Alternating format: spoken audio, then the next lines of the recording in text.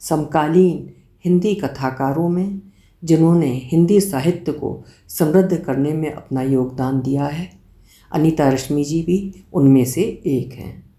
आज सुनिए उनकी लिखी हुई कहानी शहनाई। मेरी ज़ुबानी। मैं हूँ सीमा सिंह। मणिकर्णिका घाट, सामने जलती हुई एक ताजी चिता, सीढ़ियों पर बैठे चंद लोग, उनमें वो भी निशांत, निराश, हताश। उसके हाथ में एक शहनाई है। वो शहनाई को सीने से लगाए अजब असमंजस में घिरा है। घर से शहनाई उठाकर ले आया था मात्र इसलिए कि जब बजाने वाला ही नहीं रहा तो उसकी सबसे प्रिय चीज़ उसके साथ ही भेज दी जाए। शहनाई उठाकर निशांत ने जैसे चिता की तरफ हाथ बढ़ाया, किसी ने हाथ थाम लिया। नहीं, इसे नहीं जलाओ, ये उसकी निशानी है। एक मन कहे मासूम की प्यारी वस्तु उसके साथ ही जानी चाहिए। दूसरा कहे मासूम की प्रिय वस्तु को अपने पास सहेज कर रख लो, आखिर इसमें उसकी आत्मा बसती है, इसमें उसका स्पर्श, उसकी गंध छिपी है।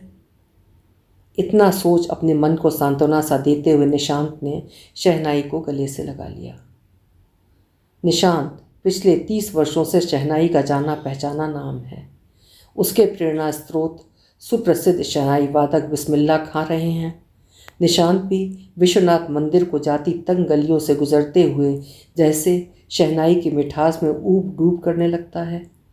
उसे लगता जैसे आज भी गंगा जमुना संस्कृति के महत्वपूर्ण सुरीले वाहक बिस्मिल्ला खां की शहनाई की मधुर ध्वनि मंदिर के अंदर गूंज रही है। वो भाव विभोर हो उन्हें सुन रहा है। निशांत की आंखें मुन जाती और वो दिवाले की सीढ़ियों पर बैठा सुरों के बादशाह को अपने अंदर उतरते हुए महसूस करता रहता।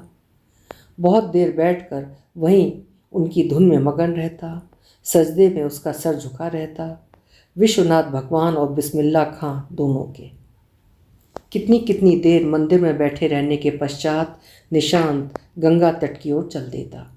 वहाँ लहरों के पास बैठ घंटों शहनाई बजाता रहता।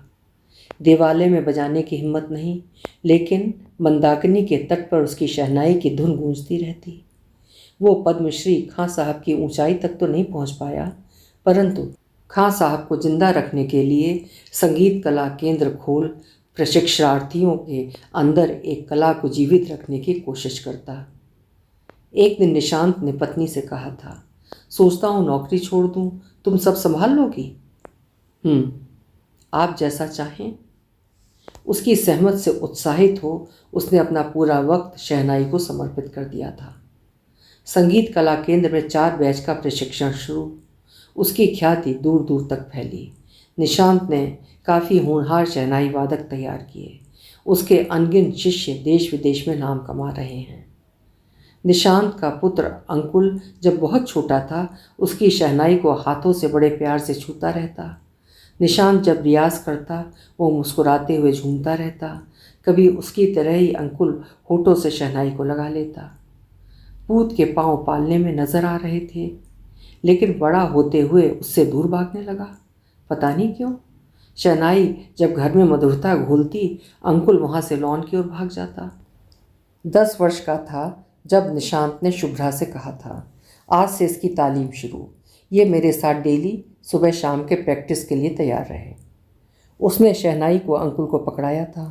अंकुल ने पहले तो उसे उलट पुलट कर गौर से देखा था, जैसे पहचानता ही नहीं, फिर हंसकर फेंक दिया था जमीन पर। ये सीख पाएगा? शुभ्रा की आशंका निर्मूल नहीं थी। अभी साथ बैठना शुरू करे पहले। रस्सी से जब पत्थर घिस सकता है तो कुछ भी हो सकता है शुभ्रा। दूसरे दिन से ही अंकुल को सिखाने की कोशिश करने लगा निशांत।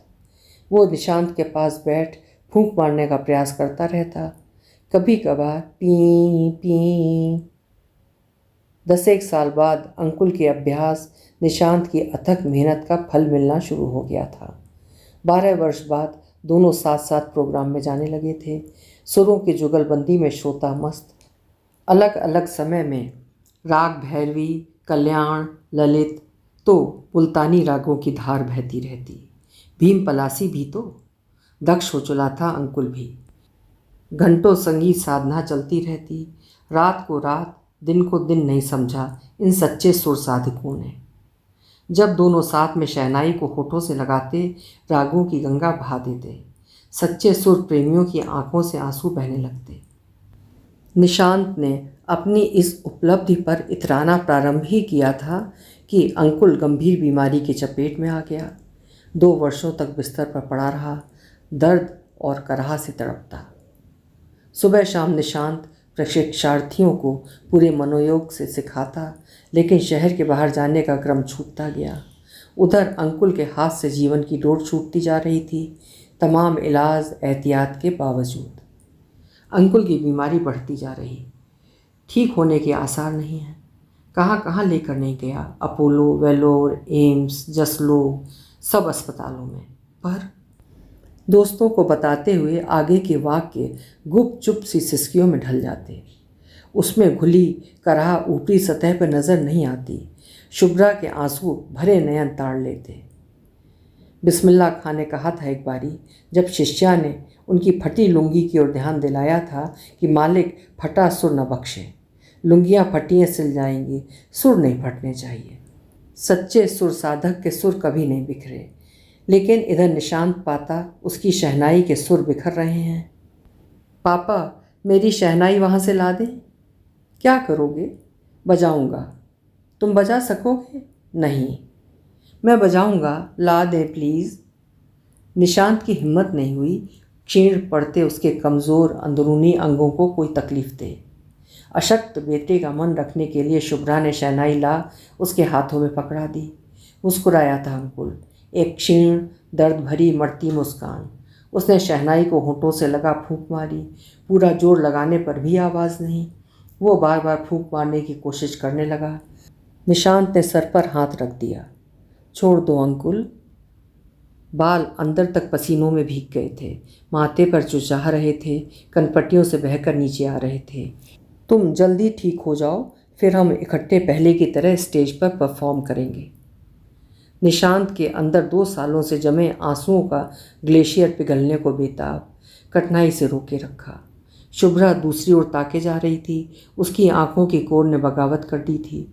अंकुल ने आंखें बंद कर लीं और शहनाई को होठों से लगाए हुए उसकी बंद आंखें सदा के लिए मुंदी रह गईं। मणिकर्णिका घाट पर चिता की ओर एकटक ताकता निशांत शहनाई थामे थामे बेहोश हो गया था। सबकी जुगत से जल्दी होश में आ गया। तुरंत उसने निर्णय ले लिया, नहीं, मैं इसे उसके अंतिम निशानी को चिता के हवाले नहीं कर सकता। अब नहीं गूंजता शहनाई का स्वर, ना ही घर में, ना संगीत कला केंद्र में, ना ही देश विदेश के मंचों पर। आजकल संगीत कला केंद्र पर एक बोर्ड लटकता रहता है, यहाँ के सुर खो गए। हाँ, वो घाट पर नृत्य देखा जा सकता है, हाथ में एक शहनाई थामे इधर से उधर भटकता हुआ। उसका जीवन नरकट के बिना शहनाई सी हो गई है। नरकट के बिना शहनाई कैसे बच सकती है? अंकुल बिना? वो घाट पर शून्य में कुछ खोजता हुआ बैठा रह जाता। जिंदगी के सुर सम पर आते ही नहीं, बिखर गए थे। देखो, वही हैं उस्ताद निशांत। लोग इशारा करके एक दूसरे को बताते। कौन? वही जिनके हाथ में एक शहनाई है, पर अब वे बजाते नहीं हैं। उन्हें सुर सम्राट जगजीत सिंह को सामने रखना चाहिए। बेटे की मौत के बाद भी जगजीत सिंह ने गाना नहीं छोड़ा। हाँ जी, जीवन ऐसे ही ख़त्म नहीं होता, करना भी नहीं चाहिए। जाने वाले तो कह ही देते हैं। धीरे धीरे निशांत अन्य बातों से भी बेजार होता जा रहा था। अंकुल की सांसों की डोर मेरी जिद के कारण ही टूट गई। क्या बोलते हैं, यह अनहोनी थी, होनी थी। शुभ्रा ज़्यादा मजबूत। वो लंग्स की बीमारी से मरा, कहीं ना कहीं मैं ही दोषी हूँ। जबरन ले जाता रहा उसे। इधर वो बजाना नहीं चाहता था तो बहाना समझता रहा। आगे बोल नहीं पाता, गला अवरुद्ध हो जाता उसका। शुभ्रा तमाम कठोरता के बाद भी अपने को रोक नहीं पाती। दोनों शहनाई को सहलाने लगते। इसमें उसकी जान बसती थी, लेकिन लास्ट में हम पहले क्यों नहीं समझ सके? अंकुल का रूम उनके घर का पूजा गृह समझिए। एक एक चीज़ों को सजा कर रख दिया गया। देश विदेश से मिले पुरस्कार, सर्टिफिकेट, मोमेंटों को कांच के कैबिनेट में सजा दिया गया। वहाँ एक और दीवान पर मसनद के पास उसकी बड़ी सी तस्वीर, सामने एक स्टूल पर बड़ा सा पीतल का दिया। दोनों नित्य तस्वीर के सामने दीपदान करना नहीं भूलते। देखते देखते पक्षियों की परवाज़ वाले समय ने 6 वर्ष निकाल दिए। उस्ताद निशांत की शहनाई कहाँ पड़ी है खुद उसे याद तक नहीं, परंतु घाट पर आना एक दिन भी नहीं भूला वो, ना ही अंकुल की शहनाई लाना। आज भी वहाँ वो वैसे ही घूम रहा है, हताश निराश। थोड़ी देर में बैठ गया एक सीढ़ी पर। उसकी आंखों में एक चिता आज भी जल रही है, सामने कई। आज के दिन, हाँ आज के दिन ही अंकुल छोड़ गया था। जिद कर साथ आई शुभा भी सोपान के किनारे खड़ी है। गंगा के जल पर शाम के रक्ताब सूर्य का बिंब उतर आया। क्षितिज रंगीन है, उन दोनों का ध्यान उधर नहीं। उनके नेत्रों में आग की लपटों की ललाई छाई है। शाम ढल रही है, उनके अंदर भी शाम गहरा रही है। अब वे लौटने को उद्यत। दोनों चुपचाप घर के सन्नाटे की ओर बढ़े। अचानक निशांत चौंक उठा। पी पी, ये आवाज़ शुभ्रा तुमने सुनी? हाँ सुनी, पर कितनी बेसुरी है। कौन बजा रहा है, चलो देखें। वे आवाज़ की दिशा में बढ़े, हालांकि सुर दिशाहीन थे। आगे एक दुकान के बाहरी पटरे पर बैठा लगभग 10-11 साल का किशोर शहनाई में उलझा था और बेतरह उलझे हैं उसके सुर। निशांत ने तेजी से आगे बढ़कर उसकी शहनाई छीन ली। इस कदर बेसुरा कहाँ, किससे सीखा? किशोर भयभीत, किशोर भौचक। वो डांटने को हुआ पर पिघल गया। किशोर में उसे अंकुल दिखा, हू बहू अंकुल। बस इसके वस्त्र मैले फटे, हाथ पांव गंदगी से काले, पैरों में चप्पल नहीं। किशोर के सर पर दाहिनी हथेली रख निशांत कह उठा, इसे संवारने की ज़रूरत है शुभ्रा। शुभ्रा एकटक किशोर को देखे जा रही थी। खां साहब पूरी ज़िंदगी सच्चा सुर मांगते रहे। इस उम्र में उतना नाम कमाने के बाद भी सच्चे सुर के लिए अल्लाह के सजदे में झुकते रहे, सुर के बचे रहने की कामना करते रहे। उनका अनुयायी होकर मैं कच्चे सुर को नहीं झेल सकता, मैं इसे सिखाऊंगा। शुभ्रा अपलक निशांत की बातें सुनती रही। सालों बाद हूँ हाँ नहीं से बाहर आया था निशांत, संपर। निशांत ने किशोर का हाथ पकड़कर खड़ा कर दिया। थोड़ी देर तक निहारता रहा। तुम सीखते हो? नहीं सीखता। सीखोगे? मैं सिखाऊंगा। हाँ सीखूंगा। किशोर के अंदर गहरी उत्सुकता और प्रसन्नता की लहर उठी। क्या नाम है बेटे? जी प्रकाश। ओह प्रकाश, कहाँ हैं तुम्हारे माता पिता? मैं वहाँ उधर, अभी आ जाएंगे। उसने उंगली से एक और इशारा किया। उसके स्वर में खुशी छलकी पड़ रही थी। आज निशांत के होठों पर भी हल्की से थोड़ी ज़्यादा मुस्कुराहट आ गई। दूसरे दिन से प्रकाश का प्रशिक्षण घर पर शुरू। निशांत का जीवन फिर से लय ताल में डूबने लगा। ज़हीन दिमाग प्रकाश तेजी से सीखने लगा। निशांत अक्सर अपने भीतर उतरता, वहाँ उसे अंकुल का सानिध्य मिलता। देर तक अंकुल उसके साथ रहता, अपनी तमाम खूबियों के साथ, शहनाई की मिठास में डूबा हुआ। इतनी ही तेज़ी से सीखता था वो। शहनाई की रीढ़ से सरगम बहने लगी फिर से, सातों सुर फिर निकल पड़े। निशांत की दुनिया सुरीली होने लगी फिर से। प्रकाश भी शहनाई की मीठी आवाज़ के जादू में ऊब डूब करने लगा। बेटे के शहनाई वादन एवं प्रकाश के शहनाई की धुन के बीच का फासला घटने लगा। अब आहिस्ता आहिस्ता शांत होने लगा था निशांत। उसकी नस नाड़ियों में घुले दर्द की चीखें शांत होने लगी थीं। दिल दिमाग पर पड़ी धूल छंटने लगी थी। कुछ महीनों में संगीत कला केंद्र का बोर्ड पुनः चमकने लगा। बोर्ड के साथ किनारे पड़े उसकी सबसे कीमती शहनाई भी धूल झाड़ कर उठ खड़ी हुई। उसे वो अंकुल के साथ जुगलबंदी के समय बजाया करता था, जिसने विदेशों में भी अप्रतिम प्रतिष्ठा दिलाई थी। रात के नीरव शांति में भी घुलने लगा था शहनाई का सुर। विश्वनाथ मंदिर या पंचगंगा घाट स्थित बालाजी मंदिर के बरामदे पर अक्सर हाँ 4 पैर बढ़ते नजर आते।